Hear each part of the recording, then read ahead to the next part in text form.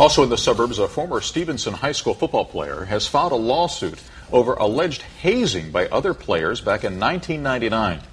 The former player's suit names the school, the players involved in the alleged incidents, and the team's coaches.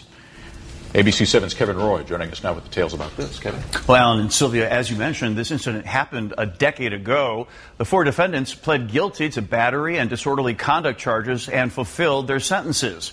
So why file a civil suit against them now?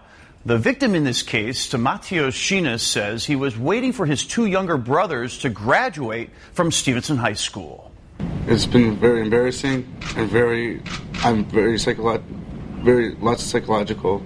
It's very hard to go on every day. Stamatios Shinas struggled to find the words today to describe how hazing incidents 10 years ago changed his life, and not for the better. When he was a sophomore at Stevenson High School in northwest suburban Lincolnshire, Shinas says he was sexually abused in hazing rituals as part of the varsity football team's initiation process. 4 students were charged and punished back in 2000. But Shinas says he still suffers the psychological effects of the abuse and is filing this civil suit now, not for the money, but he says to seek justice. So that this doesn't happen again on the school grounds, and so that everybody can play football or play the sport that they want in peace.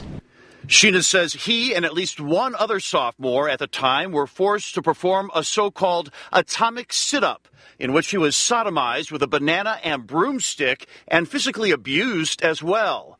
He is suing not only his former teammates, but also the football coaches for allegedly turning a blind eye to the practice. The coaches were aware that hazing was occurring.